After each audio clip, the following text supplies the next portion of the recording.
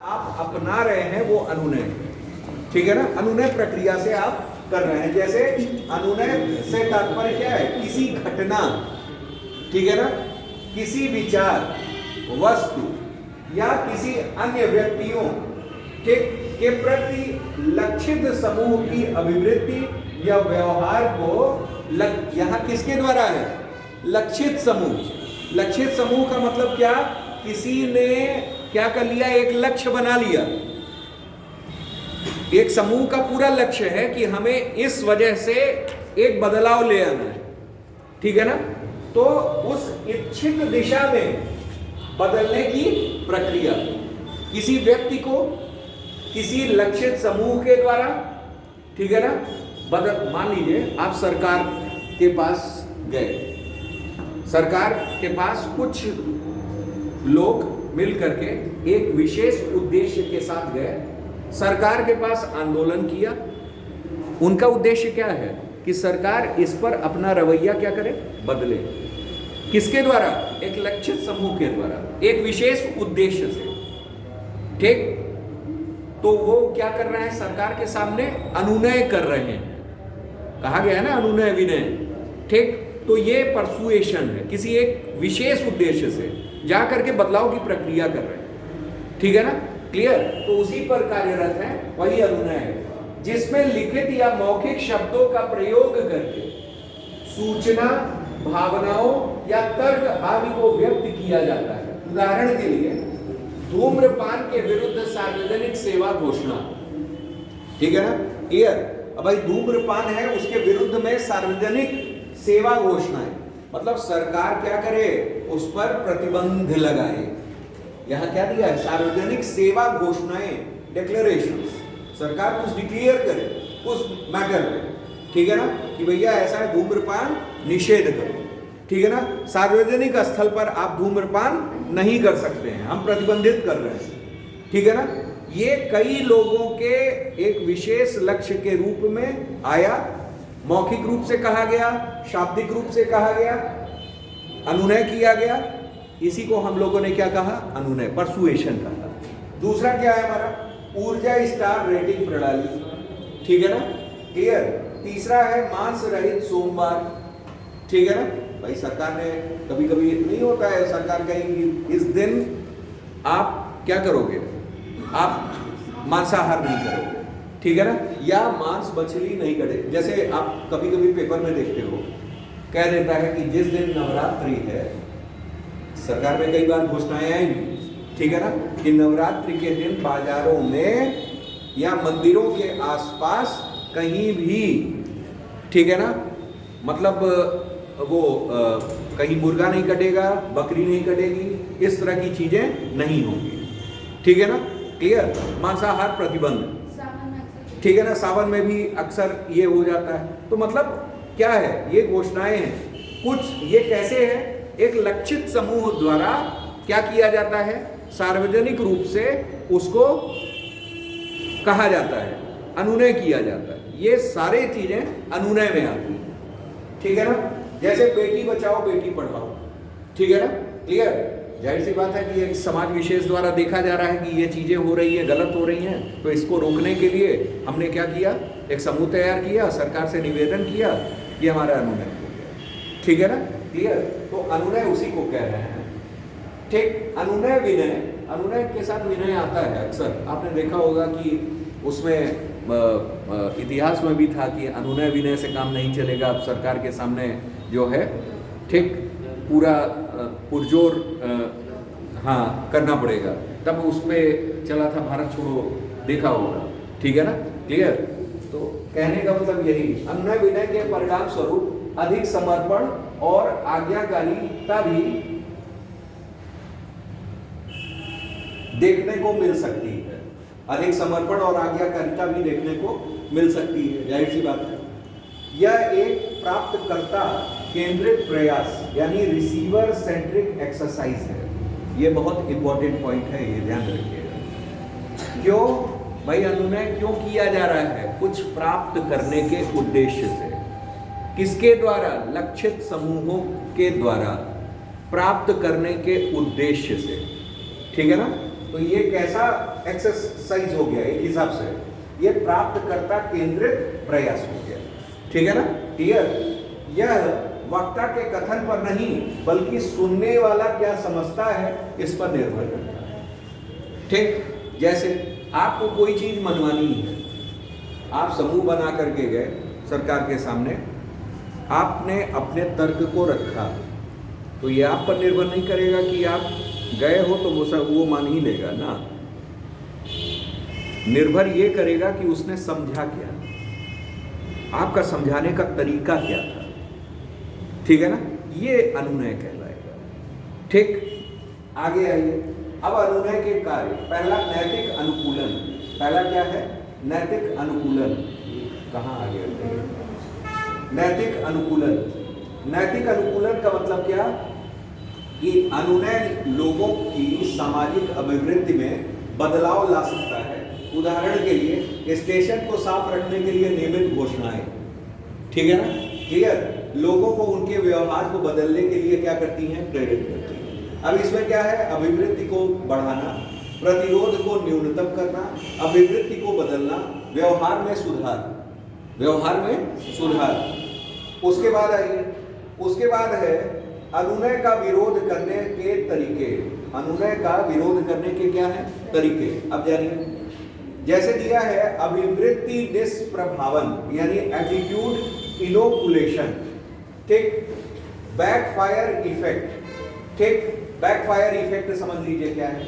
जब कोई व्यक्ति अनुनय का दृढ़ता से विरोध करता है तो यह बैकफायर होता है। मतलब आप गए, आप लक्षित समूह हो, आप किसी लक्ष्य के लिए गए, ठीक, लक्ष्य प्राप्ति के लिए गए, अनुनय करने गए, उधर से क्या हो गया?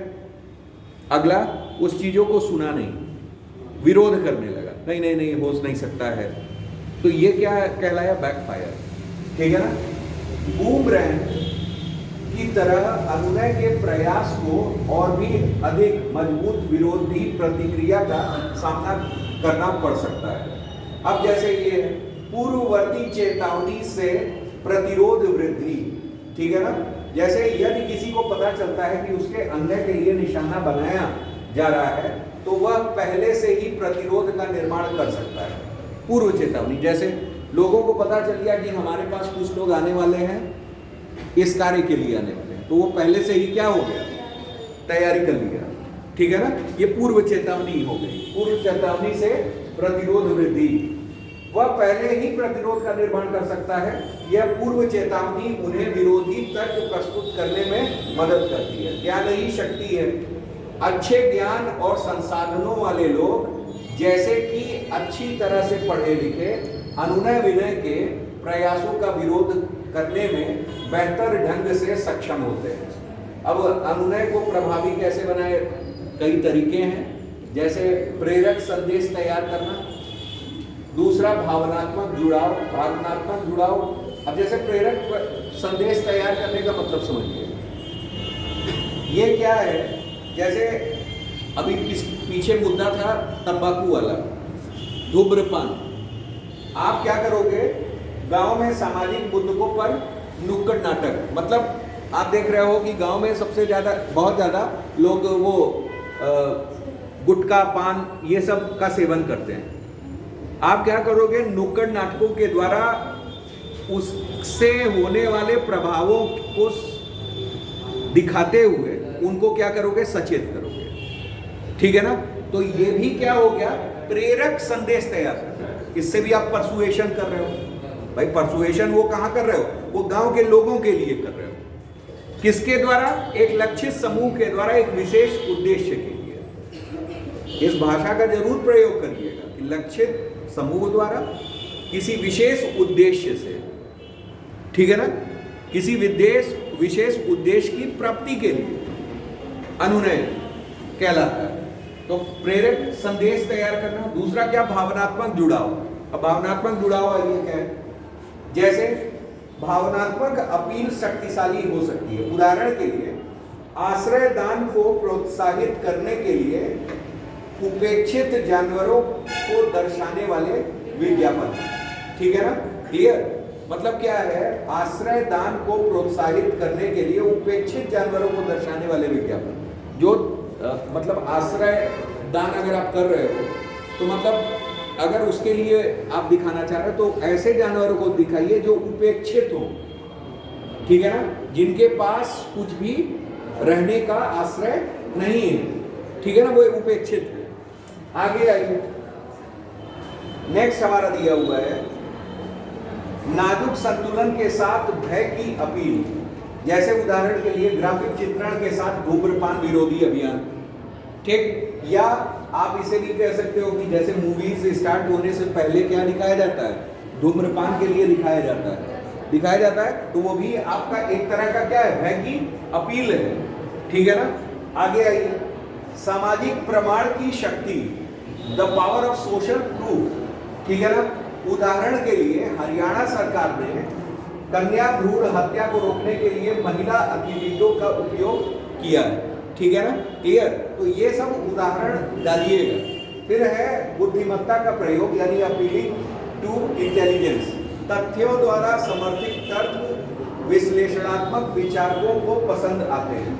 मतलब आप किसी चीज का अनुनय करने जा रहे हैं, किसी लक्ष्य को प्राप्त करने जा रहे हैं, तो जो भी उसके तर्क में विश्लेषण उचित हो, ठीक है ना, जो भी उसके तर्क में, ठीक है ना, जो आप तर्क रख रहे हैं वो उचित विश्लेषण के द्वारा हो, ठीक है ना, उचित विश्लेषण के साथ हो, ठीक, ये होना चाहिए। फिर अभाव का सिद्धांत, उदाहरण के लिए सीमित ऑफर वाली बिक्री, ठीक है ना, जैसे आपको कुछ बेचना है, वो भी तो अनुनय करना है एक हिसाब से कि भैया खरीद लो, तो आप क्या करोगे, सीमित ऑफर वाला क्या करोगे, भाई सीमित ऑफर है, ये ध्यान में रखिए, ठीक है ना। इस तरह से मान लीजिए यार कोई आपको बात मनवानी है, सरकार ने ये कहा कि वैसा है कि जितने धूम्रपान छोड़ेंगे लोग उनके लिए एक ऑफर हम चला रहे हैं कि उनको 20% तक जो है, ठीक है ना, वो इन चीजों में राहत मिलेगी, या सरकार को ये छुड़ाना है। आपने अभी कुछ दिनों पहले देखा होगा क्या, जनसंख्या उन्मूलन कार्यक्रम, अभी जनसंख्या नीति सरकार उत्तर प्रदेश गवर्नमेंट ने ही चलाई, ये चलाया था कि अगर 2 बच्चे से ज्यादा हो रहे हैं, ठीक, तो सरकारी नौकरी से क्या कर देंगे, वंचित कर देंगे। अगर एक बच्चा है तो हम उसको प्रोत्साहन राशि देंगे, मतलब बिना बगैर वाले हैं तो उनको प्रोत्साहन राशि, कुछ इस तरह का था लोक लुभावन। तो ये क्या है, ये एक सीमित दायरा है, ठीक। तो वही चीज है कि अभाव का सिद्धांत, इस प्रोसेस को क्या कहते हैं, अभाव का सिद्धांत। हमें कुछ मनवाना है, अनुनय करना है, ठीक है ना, वहां सरकार लक्षित समूह हो गए और एक विशेष उद्देश्य से, ठीक है ना, जनता से अनुनय कर रही है, ठीक, ये चीज हो गई। तो ये कौन सा सिद्धांत, अभाव का सिद्धांत, ठीक है ना, ये सब जानना पड़ेगा। आगे आइए, प्रशासन और जनता, इसे देख लीजिएगा। सरकारी अधिकारी जनता के प्रति नकारात्मक अभिवृत्ति क्यों रखते हैं, एक जटिलता के कारण हताश, सूचना का आधिक्य, सूचना ज्यादा हो जाता है, और अल्पकालिक बनाम दीर्घकालिक, फिर निरंतर आलोचना और अवास्तविक अपेक्षाएं, एक्सपेक्टेशंस।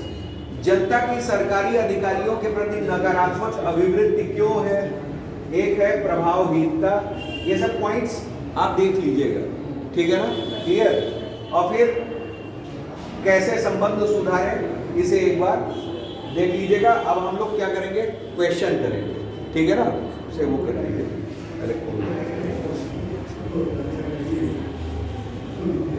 ठीक, यहाँ आपको दिख रहा होगा, ठीक है ना, ये है क्वेश्चंस अभिवृत्ति से रिलेटेड, ठीक है ना, एटीट्यूड से रिलेटेड, ठीक है ना, कई सारे पन्ने हैं, ठीक है ना, ओवरऑल बहुत सारे हैं, ठीक है ना, 14-15 उसके अलावा भी नहीं है, हाँ 15 पन्ने हैं, ठीक है ना। 15 पन्नों में आपके कई सारे क्वेश्चन हैं, बहुत सारे क्वेश्चन हैं, ठीक। जो आपने अभी तक पढ़ा है, जितना पढ़ा है उसके हिसाब से इन क्वेश्चंस को अटेम्प्ट कीजिए, लगाइए। और होता क्या है कि जैसे एक समझ आपकी विकसित एटीट्यूड के लिए हो गया है, उसके कंपोनेंट्स के लिए हो गया है। इनके अलावा कई टर्म्स जैसे सामाजिक व्यवहार, परसुएशन है, ठीक है ना, इन सब के लिए भी आपने कुछ पढ़ रखा है, ठीक। उसी से रिलेट करके क्वेश्चंस आते हैं। इनमें देखिए इथिक्स में क्या होता है कि जितना आप प्रैक्टिस करोगे, मतलब टर्म्स जानोगे और उनको अप्लाई करोगे, और उदाहरण खासकर, जैसे आपको एक क्या काम करना चाहिए कि जो भी टॉपिक है, जैसे भी टॉपिक है, कोई भी टॉपिक है, जैसे एटीट्यूड हुआ या परसुएशन हम पढ़ रहे हैं, उसके जो बिंदु हैं, उन बिंदुओं को एक जगह आप क्या करो, एक कागज़ में चिट बनाने टाइप का लिखो, हेडिंग, और उस हेडिंग से रिलेटेड क्या उदाहरण है, एग्जाम्पल, उसको शॉर्ट फॉर्म में हल्का सा लिख लो। जैसे कि आप टीचर हो, आप उसको बंद कमरे में रहो या कहीं भी रहो, आपस में समझाओ, उस चीज़ को वो करो। उससे क्या होगा कि आत्मबल आएगा, समझ में आएगा कि यस यार, ऐसे हमने जैसे पढ़े, बंद कमरे में आपको कौन सुधारने जा रहा है, आप खुद ही से सुधारोगे अपने को, ठीक है ना। तो वो पॉइंट्स आपको याद हो जाते हैं। बार बार आप ये सोचो कि आप कैमरा एक लगा लो सामने अपने, और उसको देखो कि क्या मैं भी अच्छा एक टीचर बन सकता हूँ। आप उसको बार बार क्या करो, पढ़ाओ। उसी पढ़ाने के दौरान क्या होता जाएगा, आपने खुद एक ड्रास्टिक इम्प्रूवमेंट आता जाएगा, ठीक। पॉइंट्स आपने नोट कर लिया, उन्हीं पॉइंट्स को बार बार इलेबोरेट करो। आप पॉइंट्स को बहुत ज़्यादा ये नहीं कि आप भाई 15 पन्ना है या कुछ भी हो, जो भी हो, आपने महज उसको एक पन्ने में ढाल लिया, वो आपकी कला होनी चाहिए। कैसे, जैसे हेडिंग्स ही तो है भाई, हमने परसुएशन पढ़ा, ये कैसे, ये पॉइंट 4-5 पॉइंट बने, सबके एक एग्जाम्पल्स हैं कि नहीं है, सबका एक एग्जाम्पल है। अब उसको आप इलेबोरेट करो, एक नहीं कई बार इलेबोरेट करो, अपने आप यहाँ से खुल जाओगे कि यस, यहाँ ये डालना है, यहाँ ये डालना है, फिर लिखो कहाँ सुधार है। फिर आपको मेंस में आना है, 12 नंबर का आना है, 8 नंबर का आना है, 200 वर्ड्स में जाना है, 250 वर्ड्स में जाना है, 150 वर्ड्स में जाना है। अकॉर्डिंगली आप लिखो, ठीक है ना। जब लिखोगे तो आपकी प्रैक्टिस बनी रहेगी। एग्ज़ाम में आप क्या होगे, मतलब अपने को इन्हेंस कर सकोगे, अपने को स्टेबल कर सकोगे। अदरवाइज वहाँ जा कर के एग्ज़ाम में ना जो पढ़ा रहता है ना, वो भी भूल जाता है। सब्जेक्ट सिंपल, बहुत ज़्यादा नहीं है, लेकिन एक चीज़ मैं बता दूँ कि 200 नंबर में भी 100 नंबर ला पाना बहुत मुश्किल होता है, ठीक है ना। क्लियर, ये चीज़ें हैं। तो इन चीज़ों को समझते हुए तैयारी कीजिए। मतलब अगर आप देख रहे हो हर पेपर में 800, जैसे 200 नंबर 200 नंबर 200 नंबर 200 नंबर ऐसे पेपर है, तो उसमें अगर 100 नंबर भी आप किसी पेपर में 200 में ले आ रहे हो, बड़ा सम्मानजनक माना जाता है। और 115 ले आ दिए तो आप फिर टॉपर हो गए, ठीक है ना। तो वो सोच करके आपको रखना है हर चीज़, ठीक है ना। और सबसे बड़ी चीज़ ये है कि एग्जाम्पल्स को आप करंट इश्यूज से जोड़ो। इसी वजह से पेपर पढ़ना बड़ा आवश्यक हो जाता है। तो करंट इश्यूज से अगर आप जोड़ोगे, ठीक है ना, इथिक्स को, तो जो कॉपी साइन कर रहा है या जो भी है एक्सपर्ट है, तो वो उस इशू को अभी नया ताज़ा सुना होगा। पता चला आप एक IAS ऑफिसर थे, वो सन 72 में थे, कहाँ कोई याद रख रहा है। तो करंट इश्यूज़ को जोड़िए, ठीक, और आपको उदाहरण पढ़ते पढ़ते वो समझ में आ जाएगा कैसे कैसे क्या करना है, ठीक है ना। चलिए क्वेश्चन करते हैं। देखिए, दिया हुआ उदाहरण देते हुए चर्चा कीजिए कि अभिवृत्ति और मत, अभिवृत्ति यानी एटीट्यूड, मत यानी ओपिनियन, ठीक है ना। क्लियर, मत विच राय, ठीक, ये क्या हुआ, ओपिनियन, ठीक, अलग अलग धारणाएं। अब जानिए, अभिवृत्ति को मैंने क्या बताया था, ये एक साइकोलॉजिकल प्रोसेस है, ठीक है ना। अब मनोविज्ञान का ही एक भाग है जिसमें 3 कंपोनेंट्स आपके होते हैं। एक आपका कॉग्निटिव, एक आपका अफेक्टिव और एक आपका बिहेवियरल, ठीक है ना। क्लियर, मतलब एक आपका ज्ञान आधारित, जानकारी आधारित या संज्ञानात्मक, दूसरा आपका भाव आधारित, ठीक है ना, भाव, ठीक, भावना, तीसरा आपका किस पे, तीसरा आपका व्यवहार, बिहेवियर, ठीक है ना, कि किस तरह से आप बिहेव कर रहे हो। सब तीनों को मिला करके एक एटीट्यूड तैयार होता है। अब है हमारा क्या कि यह व्यक्ति की मानसिक स्थिति का द्योतक है, ठीक है ना भाई, जाहिर सी बात है कि मनोविज्ञान है, मनोविज्ञान किससे रिलेटेड होता है? That one is related with brain. ये किससे रिलेटेड? ब्रेन से। जहाँ किसी व्यक्ति, घटना, विषय आदि के अनुकूल या प्रतिकूल दृष्टिकोण रखता है। भाई हम किसी व्यक्ति हुआ, घटना हुआ, और क्या हो गया? विषय हो गया, उसके लिए अनुकूल भी रख सकते हैं, ठीक है ना, और प्रतिकूल भी रख सकते हैं। भाई हम लोग अडेप्टेबल भी हो सकते हैं और नॉन अडेप्टेबल भी हो सकते हैं, ठीक है ना, क्लियर? आगे आइए। वही मत एक ऐसा विश्वास है, मत को हमने किससे रखा है? बिलीफ से, विश्वास से, ठीक है ना, जिसे कोई व्यक्ति अपने वातावरण की कुछ वस्तुओं या विषयों के प्रति व्यक्त करता है, ठीक है ना। यहां क्या था? यहां आपको दृष्टिकोण है, एक दृष्टिकोण बनाया है, एक अप्रोच है। दृष्टिकोण यानी क्या? अप्रोच। आपने पॉजिटिव अप्रोच बनाया कि आपने निगेटिव अप्रोच बनाया, ठीक है ना। लेकिन मत क्या होता है? मत एक विश्वास होता है जो आप किसी खास वातावरण के लिए बना रहे हो, किसी खास विषय के लिए बना रहे हो। ये एक विश्वास है, ये दृष्टिकोण नहीं है, ठीक है ना, क्लियर? आगे आइए। दोनों में गहरा संबंध होता है, दोनों में संज्ञानात्मक तत्व प्रधान होता है। जय शिव। आप देखो, मत है, मत तभी किसी का होगा, ओपिनियन, राय किसी की तभी होगी जब उसके बारे में जानकारी होगी। और संज्ञानात्मक का मतलब क्या हो गया? संज्ञानात्मक तत्व का मतलब हो गया cognitive element. Cognitive element is related with knowledge, जानकारी, ज्ञान, उससे आ रहा है, ठीक है ना, ठीक है। तो क्या दिया हुआ है? दोनों में संज्ञानात्मक तत्व प्रधान होता है, फिर भी दोनों में कुछ अंतर निम्नलिखित हैं। क्या अंतर है जानिए। जैसे यहां से आपको ज्यादा समझ में आएगा, लेकिन फिलहाल मैं एक बार पढ़ दे रहा हूं मैं। अभिवृत्ति में ज्ञान यानी कॉग्निटिव नेचर, संवेग, संवेग को भाव कहते हैं, भाव, भावना, और क्रिया, क्रिया यानी बिहेवियर, एक्शन, ठीक है ना, निहित होते हैं। तीनों है, तीनों से अभिवृत्ति हमारी बनी है, ठीक है ना, ज्ञान से भी, भाव से भी और व्यवहार से। जबकि मत केवल और केवल किसमें है? आपका मत कब होता है? जब उस पर ज्ञान होता है, तभी तो मत बनेगा, भाव से बनेगा नहीं, व्यवहार से बनेगा नहीं मत, ठीक। तो वही चीज है, अगर किसी व्यक्ति का मत है कि भूत होते हैं, तो उसके भीतर भूतों के रूप में, रूप एवं कार्यों के बारे में तरह तरह के संज्ञानात्मक विचार उत्पन्न हो सकते हैं, परंतु उसमें किसी तरह का संवेग नहीं होगा, ठीक है ना, क्लियर? भाई किसी को लगता है कि भूत होते हैं, जाहिर सी बात है उसके व्यवहार में भूत थोड़ी ना आ जाएगा, ठीक, क्लियर? वो हर बात में, नॉलेज में क्या कहेगा? हाँ यहाँ भूत का वो हो सकता है, कुछ ये रोग जो है हो सके इसको भूत लगा हो, मतलब उसका मत होगा, जो ओपिनियन होता है उसके व्यवहार में भूत नहीं आ जाएगा कि या कूदने लगेगा, ठीक है ना। लेकिन वो क्या, और भावना में भी क्या भूत आ गया? ऐसा तो है नहीं, उसका ओपिनियन बस ये रहा, ओपिनियन क्या रहा? इसको भूत पकड़ा, ठीक, क्लियर? तो ये चीज है। तो ओवरऑल यहाँ क्या, अब देखिए डिफरेंस क्या हुआ? एक एटीट्यूड तीनों से बना था, ए बी सी से बना था, लेकिन ये किससे बना है? केवल और केवल सी से, कॉग्निटिव से, ज्ञान से, ठीक है ना।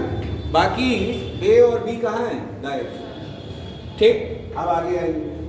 व्यक्ति के क्रियाकलापों और व्यवहारों पर अभिवृत्ति का अधिक प्रभाव पड़ता है। अब देखिए, क्रियाकलाप या व्यवहार यानी बिहेवियर, एक्शन, लेकिन मत पर इसका उतना अधिक प्रभाव नहीं पड़ेगा, केवल और केवल ज्ञान का प्रभाव पड़ता है, ठीक है ना, या नॉलेज का प्रभाव पड़ता है, या जानकारी का प्रभाव पड़ेगा।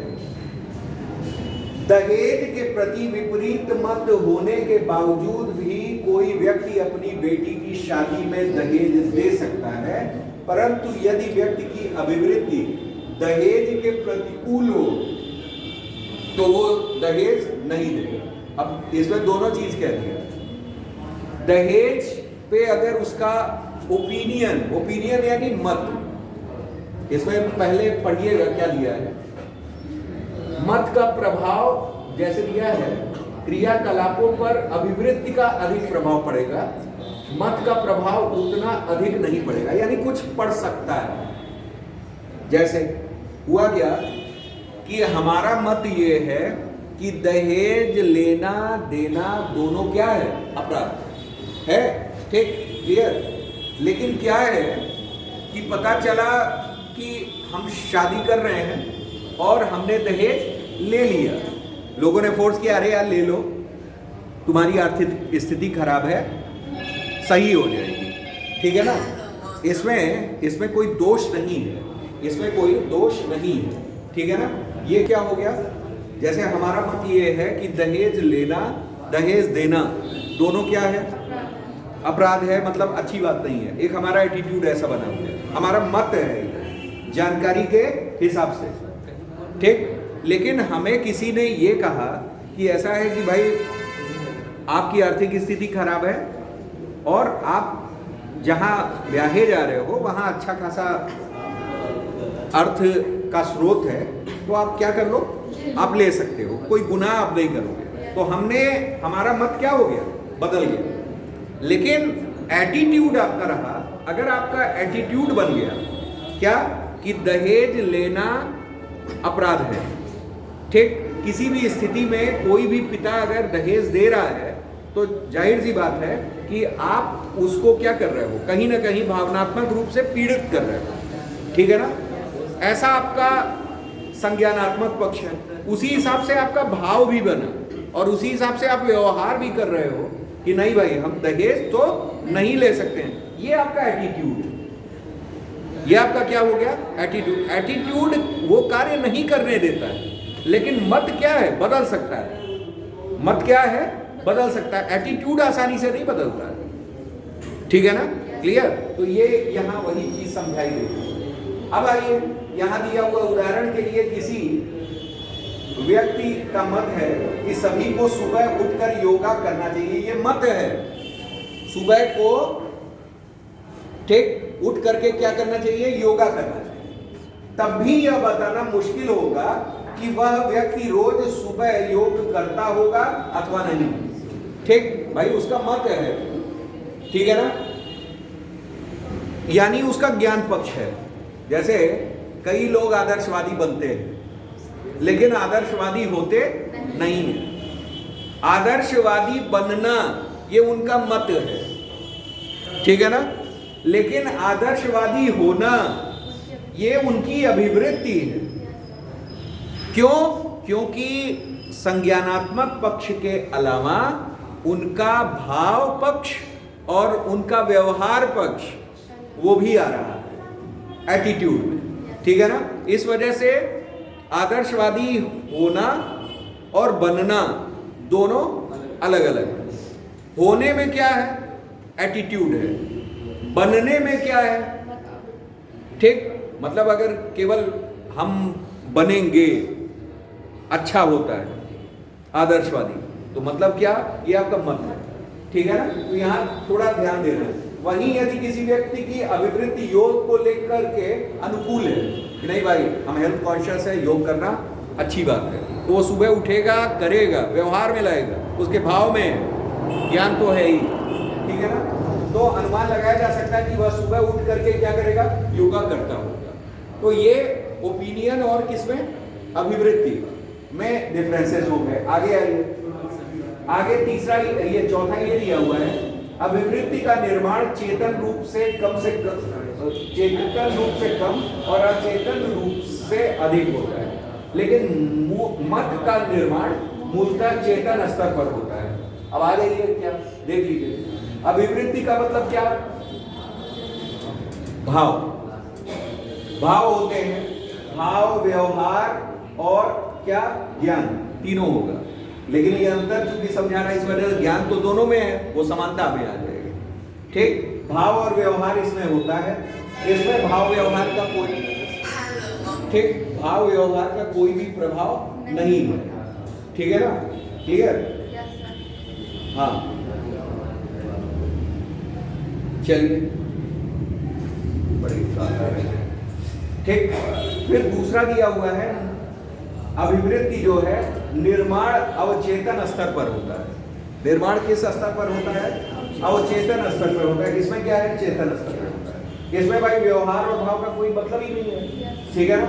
और यहाँ व्यवहार का अनुमान किया जा सकता है, मतलब आदर्शवादी होना और बनना दोनों अंतर है, ठीक है ना। तो वही चीज है यहाँ।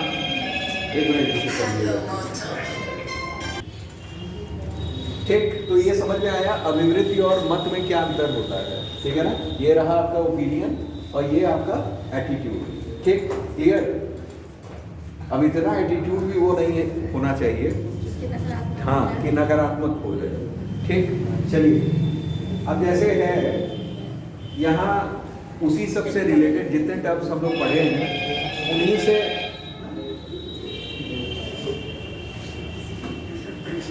करिए जो आए। तो देखिए, हमने जो बताया अभी तक जितने भी हमारे मैटर्स हैं, जैसे जो भी अभी पढ़ा इस चैप्टर में, जो भी टर्म्स उसी से रिलेट करके थोड़े बहुत अलग टर्म्स आपके मिलेंगे, ठीक है ना। ठीक, उसी से रिलेट करके आपके टर्म्स जितने हैं मिलेंगे, ठीक।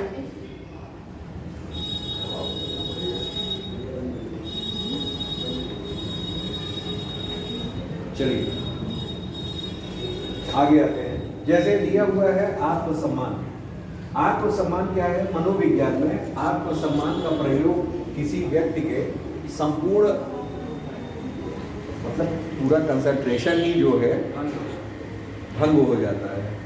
चलिए, आत्मसम्मान को हम लोग क्या कहते हैं? ये भी क्या है? मनोविज्ञान में लिया जाता है। मनोविज्ञान में है आत्मसम्मान का प्रयोग किसी व्यक्ति के संपूर्ण आत्ममूल्य पर अनुभूति के रूप में किया जाता है। दूसरे शब्दों में कि कोई व्यक्ति अपने आप कितनी प्रशंसा, निंदा पसंद करता है उसको दर्शाता है। इसमें व्यक्ति के स्वयं के बारे में बहुत विश्वास सम्मिलित होते हैं। जैसे कई होता क्या है कि कई लोग जो है अपनी प्रशंसा, ठीक है ना, उनके मतलब अच्छे कार्यों में उनका अपना विश्वास होता है, ठीक है ना। जैसे अगर आप सत्य बोल रहे हैं, ठीक है ना, तो सत्य के साथ आपका आत्मसम्मान जुड़ा हुआ है। क्यों?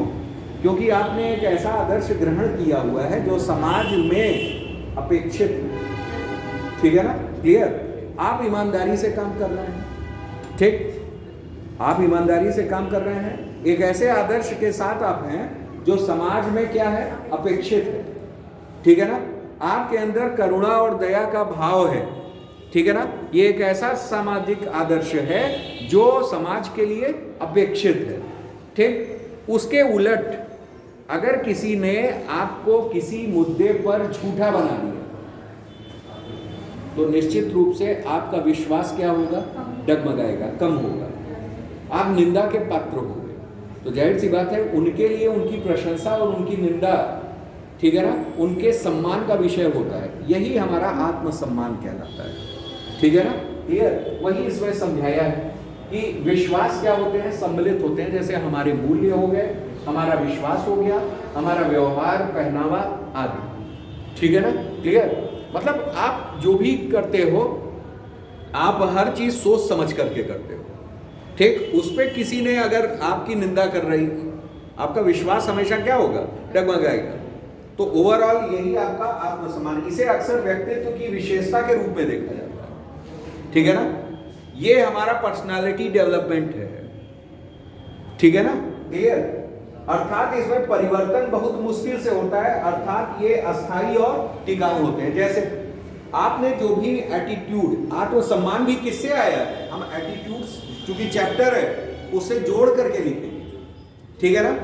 क्योंकि हम ये समझते हैं कि ऐसे मूल्यों को जो आदर्श है समाज में, उनको ग्रहण करना हमारे लिए अपेक्षित होता है, समाज के लिए अपेक्षित होता है, ठीक है ना। और उसी तरह से जिस तरह से हम मूल्य ग्रहण किए हैं उसी तरह से उन मूल्यों के जैसे हमारे में भाव आएंगे और हमारा व्यवहार भी उसी तरीके का बनेगा, ठीक है ना। तो ये किस तरह से है? ये हमारे अस्थायी हैं और कैसे हैं? टिकाऊ हैं। ये जो पर्सनालिटी डेवलपमेंट हो रही है आत्मसम्मान की, ये कहीं से जाने वाली नहीं है। जैसे आपका एक मूल्य है स्वच्छता, ठीक है ना, क्लियर। स्वच्छता एक ऐसा आदर्श मूल्य है जो समाज भी अपेक्षा करता है, सबसे अपेक्षा करता है, ठीक। क्यों?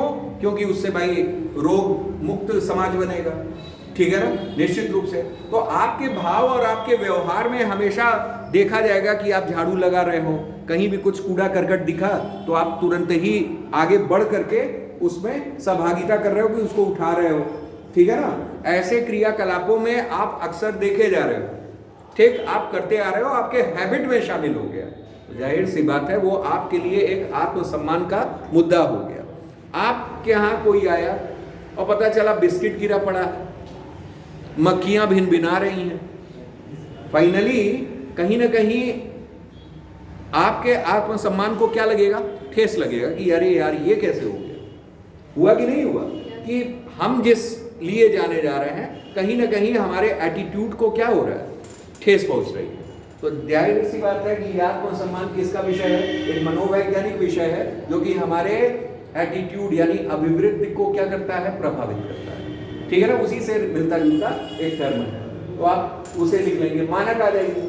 मानक सामाजिक मानदंड या समाज से जुड़े मूल्य, प्रतिमान, विश्वास एवं परंपराएं हैं जो व्यक्ति के व्यवहार को निर्देशित करती हैं, ठीक है ना, क्लियर। इन मानदंडों अथवा नियामकों के आधार पर ही कोई व्यक्ति यह समझ पाता है कि किसी परिस्थिति अर्थात संदर्भ विशेष में उसका व्यवहार कैसा होना चाहिए, ठीक। मानक तय किया गया है भाई, एक स्टैंडर्ड बनाया गया है किसी भी चीज का, ठीक है ना, क्लियर। कि समाज में कोई भी चीज एक निश्चित सीमा तक ही बर्दाश्त की जा सकती है, उसके बाद क्या हो जाएगा? वो मानक नहीं रह जाएगा, ठीक है ना, क्लियर। तो कहीं ना कहीं हमारे सामाजिक प्रवृत्ति को भी क्या कर रहा है? बदलाव ले आ रहा है। कौन? मानक, ठीक। समाज शास्त्रियों के अनुसार सामाजिक नियामक के एक तरह से वे औपचारिक निर्देश हैं जो सामाजिक व्यवहार को एक दिशा प्रदान करते हैं। मतलब सामाजिक नियामक का मतलब समझे कौन? मतलब सोशल अथॉरिटी। नियामक का मतलब क्या? जो रेगुलेटरी बॉडीज होती है, रेगुलेशंस होती है, सोशल रेगुलेशंस, ठीक है ना, क्लियर। वो क्या कर रही हैं? How to regulate, how to control, how to coordinate, ठीक है ना। सोशल इश्यूज को कैसे कोऑर्डिनेट करना है, कैसे रेगुलेट करना है, कैसे कंट्रोल करना है, ये सब कार्य किसका होता है? सामाजिक नियामक का। और ये सामाजिक नियामक किस पर कार्य करती है? इनका एक स्टैंडर्ड होता है, मानक होता है। उसी मानक के तहत, ठीक है ना, समाज क्या होता है? समाज में दिशा निर्देश जारी होते हैं फॉर्मल रूप से, औपचारिक रूप से, और ये सामाजिक व्यवहार को एक दिशा प्रदान कर देता है कि समाज को कैसे रहना है, ठीक है ना। जैसे स्वच्छता का एक रेगुलेशन है कि भाई आने जाने पे, रोड पे थूकना क्या है? मना।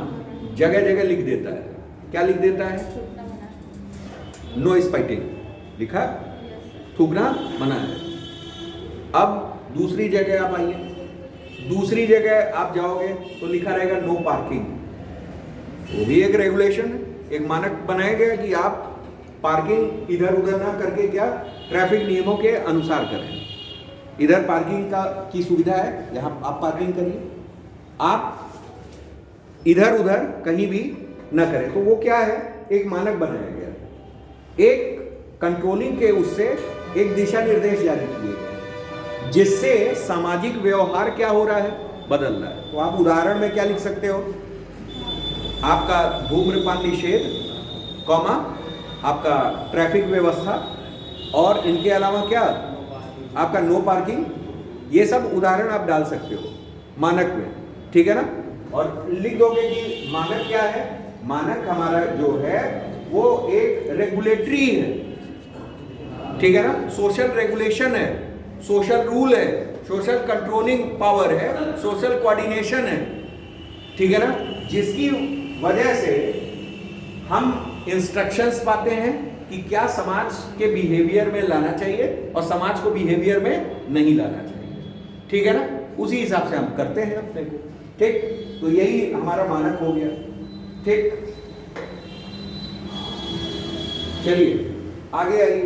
नेक्स्ट हमारा दिया हुआ है मनोवृत्ति की द्वैध वृत्ति। ठीक है ना, मनोवृत्ति की कौन वृत्ति? द्वैध वृत्ति। जैसे दिया हुआ है मनोवृत्ति की द्वैध वृत्ति। द्वैध का मतलब समझते हैं ना, डुअल, डुअल नेचर। ठीक,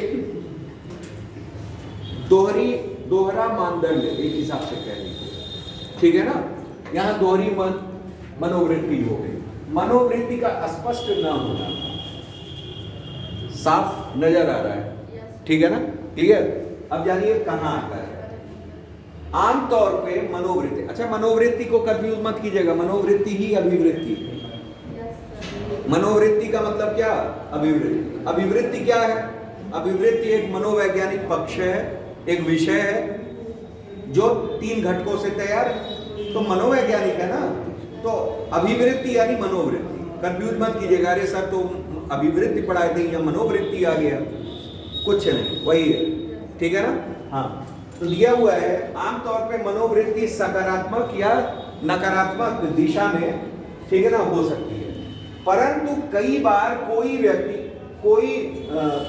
किसी व्यक्ति, वस्तु, स्थिति आदि के प्रति सकारात्मक और नकारात्मक दोनों की अभिवृत्तियां रखता है। उदाहरण के लिए आइए, कोई व्यक्ति माता पिता की इच्छा अनुसार अरेंज मैरिज की स्वीकृति दे देता है। ठीक है ना, परंतु वह व्यक्तिगत स्वतंत्रता व इच्छा के आधार पर अरेंज मैरिज की आलोचना भी करता है।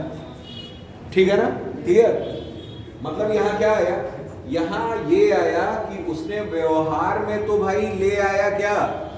अरेंज मैरिज, लेकिन उसका एक पक्ष, संज्ञानात्मक पक्ष जो हुआ वो क्या हो गया? वो बदल गया, उसके खिलाफ चला गया। अब यहाँ आइए क्या, अब यहाँ द्वैध वृत्ति का मतलब आप समझ रहे होंगे हल्का हल्का। मनोवृत्ति वो हुआ जहां तीनों कैरेक्टर शामिल हो, तीनों कंपोनेंट शामिल होते हैं।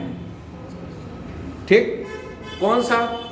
मतलब हमारा ए भी शामिल होगा, बी भी शामिल होगा और सी भी शामिल होगा।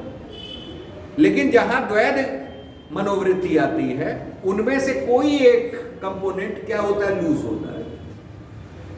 ठीक है ना, जैसा कि इसमें दिख रहा है। इसमें संज्ञानात्मक पक्ष क्या है? वो कमजोर है।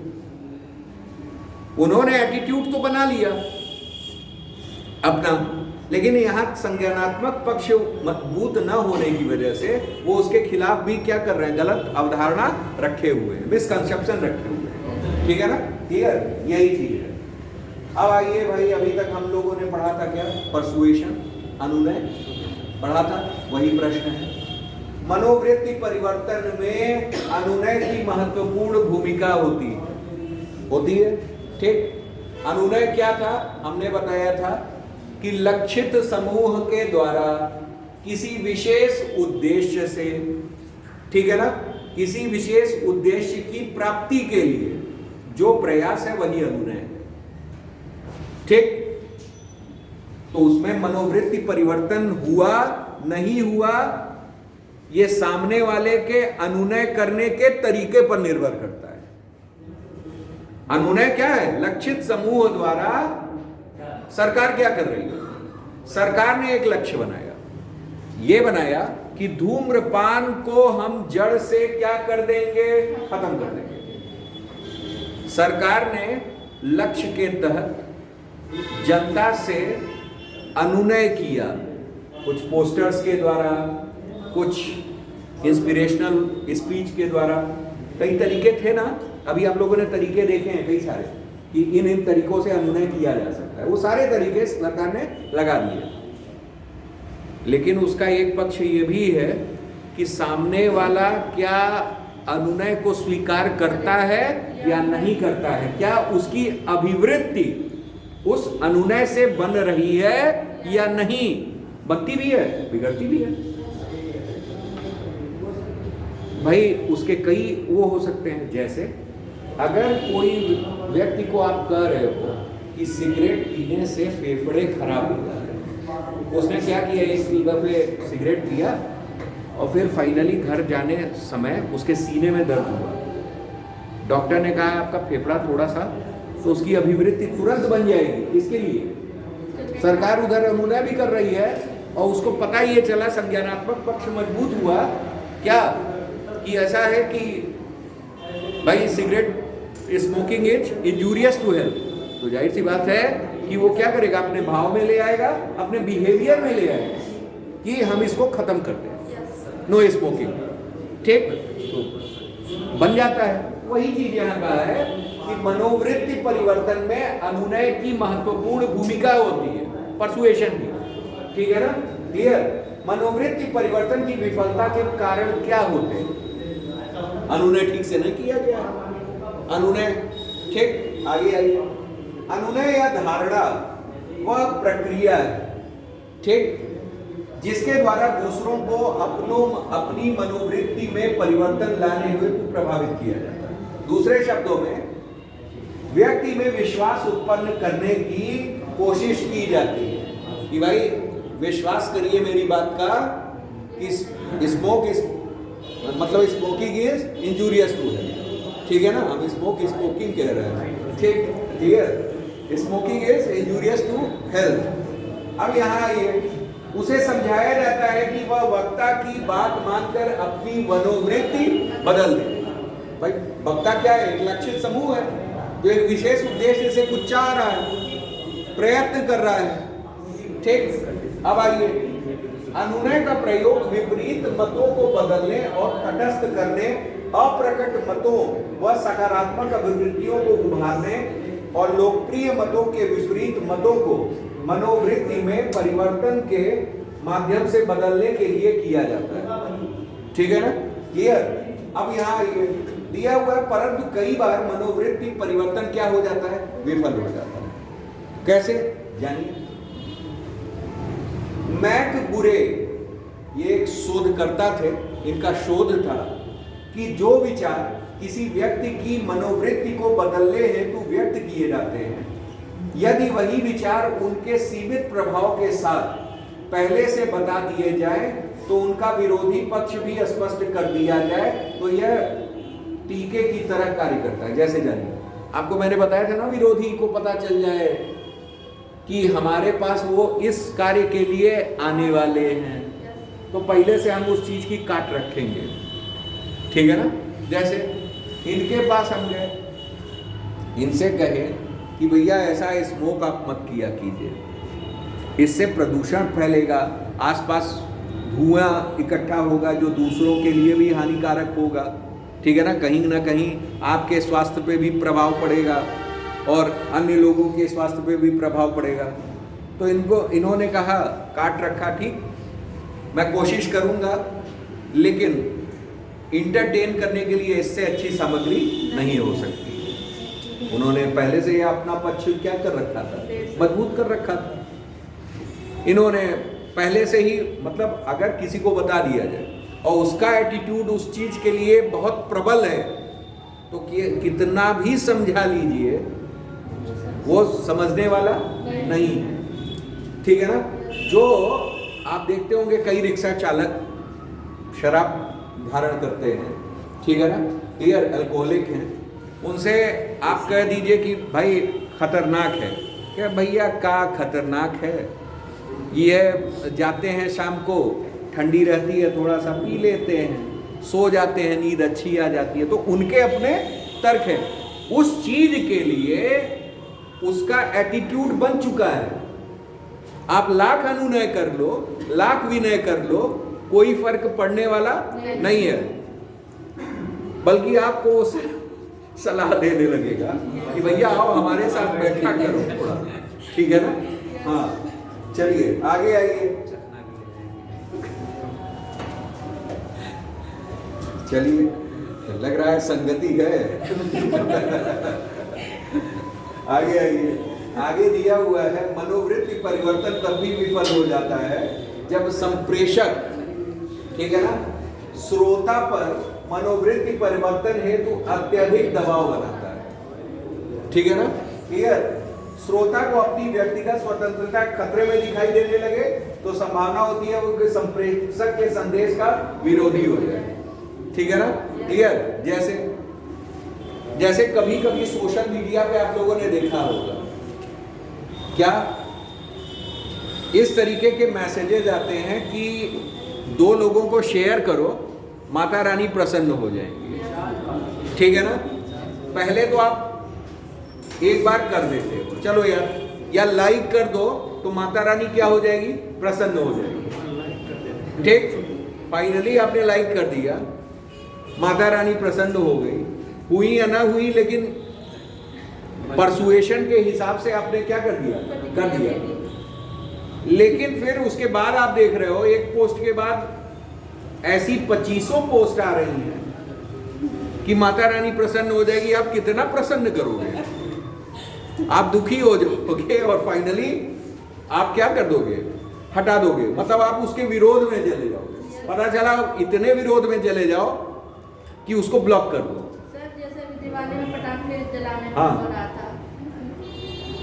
बिल्कुल ठीक है ना, तो रिचार्ज वाला शेयर करिए, रिचार्ज, हाँ शेयर कीजिए, रिचार्ज हो जाए, मतलब ये अनर्गल चीजें, मतलब आदमी विरोध में चला जाता है।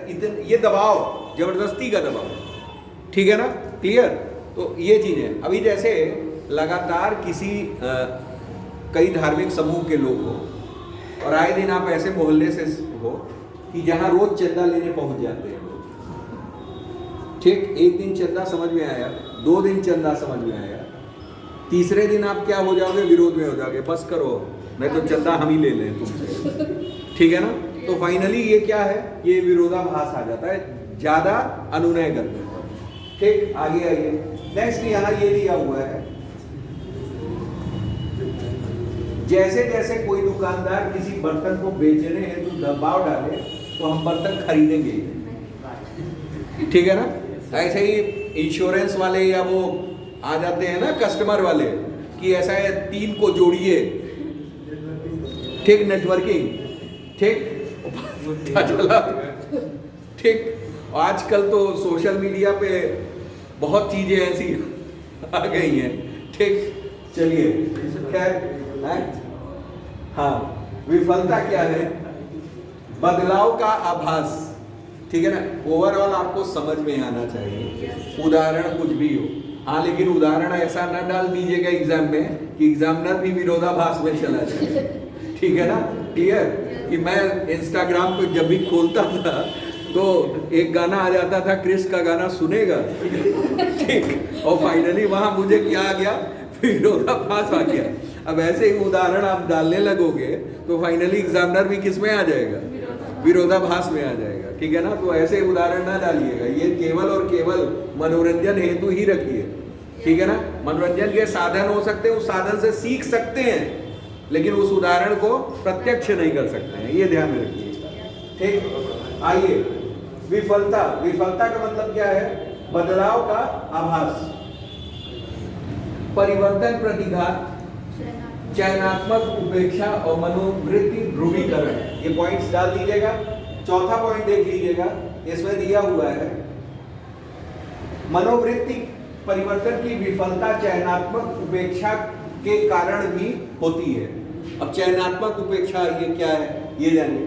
यदि कोई मनोवृत्ति बहुत महत्वपूर्ण है, ठीक है ना, मनोवृत्ति का मतलब क्या, एटीट्यूड, हमारा एटीट्यूड बहुत महत्वपूर्ण है जो हमने क्रिएट किया है, और व्यक्ति स्वयं को उसके माध्यम से परिभाषित करने का प्रयास करता है, किंतु संप्रेषक उसकी बातों से उसे लगता है कि उसकी मनोवृत्ति गलत है, तो वह अपनी मनोवृत्ति को बनाए रखने हेतु संप्रेषक द्वारा प्रस्तुत किए गए तथ्यों और तर्कों की क्या करने लगता है, उपेक्षा करने लगता है।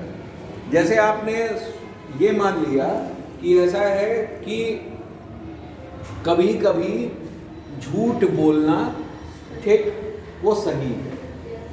अगर किसी के बचाने के लिए झूठ बोल दिया जाए तो क्या है, सही है। लेकिन जो सामने प्रेषक बैठा हुआ है वो बात प्रेषित ये कर रहा है कि नहीं, हमेशा सत्य बोलना चाहिए, चाहे किसी की जान जाए चाहे ना जाए। तो आप तर्कों द्वारा विरोधाभास प्रकट कर देते हैं। ठीक है ना, क्लियर? मतलब अपने आपका जो एटीट्यूड बना है सत्य के लिए कि सत्य फ्लेक्सिबल बना है, ऐसा बना है कि जैसे कि मतलब सत्य तो बोलना चाहिए, लेकिन अगर किसी की जान बच रही है, उससे किसी का भला हो रहा है, तो हम झूठ भी समटाइम्स क्या कर सकते हैं, अडॉप्ट कर सकते हैं। ठीक है ना, क्लियर? उस संदर्भ में उसका बना है, तो फाइनली उसने क्या किया, उस संदर्भ को रखा। ठीक, उसी के लिए तर्क ठीक दे करके क्या किया, उसकी बात को उपेक्षा कर दिया। जो प्रेषक है, जो ये बोल रहा है कि नहीं, कोई भी कंडीशन हो आप सत्य ही बोल, चाहे किसी का भला हो या ना हो। ठीक है ना, तो ये एग्जाम्पल भी आप रख सकते हैं।